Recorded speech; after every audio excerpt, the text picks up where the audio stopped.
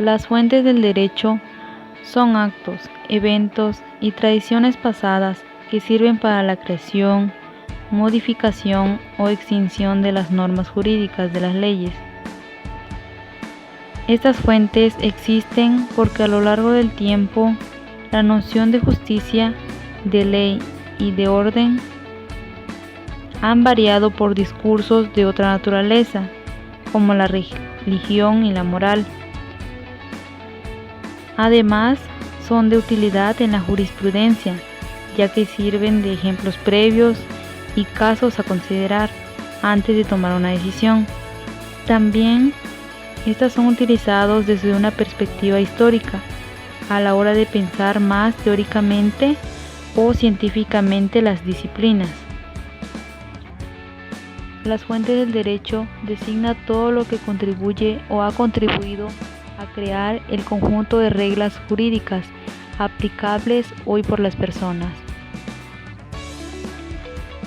Además, en los países con derechos escritos, las fuentes del derecho son generalmente encontradas en tratados internacionales, constituyentes, leyes y reglamentos, pero en otras, ya sea como en las costumbres, los principios generales del derecho consagrados por la jurisprudencia, inspirada a veces por la doctrina de los autores, ejercen un influjo, mayor o menor según las materias. En los ordenamientos jurídicos encuadrables en la llamada familia de derechos codificados de base romanizada, es habitual que su texto legal básico dedique unas normas a regular las fuentes del derecho.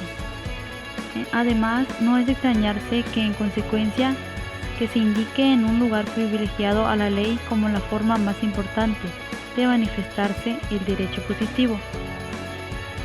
Pero conviene tener en cuenta que el mismo ordenamiento jurídico que se fundamenta en tal norma se ha formado y se sigue formando con independencia de las fuentes que proclama como productoras del derecho. Por otro lado, cuando el legislador tiene que señalar las fuentes del derecho y se autoproclama como el origen primordial del derecho, no cabe esperar otra cosa de un ordenamiento jurídico en las que la independencia del Poder Judicial, y es por eso que su ordenamiento como auténtico productor del derecho pasa a ser una inspiración, incluso si las fuentes del derecho se hallan fuera de vigencia, dado que constituyen la historia del derecho. Lo mismo ocurre con el derecho natural o universal, cuyos principios están asociados a la existencia misma del ser humano. Las fuentes del derecho se clasifican en fuentes reales, fuentes formales y fuentes históricas.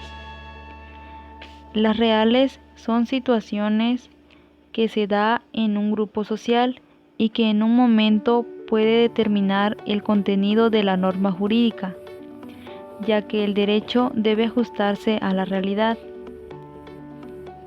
de tal manera que su existencia resulte útil y realmente aplicable. Es por esto que el derecho surgió por medio de esta frente real, lo que quiere decir que nació a consecuencia de los acontecimientos o vivencias de los humanos en sociedad. Las históricas son documentos antiguos que contienen disposiciones jurídicas que pueden servir como inspiración o guía al legislador para crear nuevas normas jurídicas. Por último, las formales. Estos son procedimientos con el cual se llegó a la creación de la norma jurídica, las cuales son la legislación, la costumbre, la jurisprudencia, la doctrina y los principios generales del derecho. La legislación es el proceso mediante el cual los órganos de Estado crean normas jurídicas generales, abstractas y obligatorias que integrarán la ley. En el proceso legislativo surge la idea de un procedimiento que ha de seguirse para la creación de las leyes federales o locales. La costumbre es la regulación de la conducta surgida espontáneamente de un grupo social y de observancia voluntaria para quienes lo constituyen. La jurisprudencia es un conjunto de principios y doctrinas contenidas en las decisiones de ciertos tribunales. Estas pueden ser interpretativas e integradoras. La doctrina. Estos son estudios de carácter científico que los juristas realizan acerca del derecho. Y por último, los principios generales del derecho.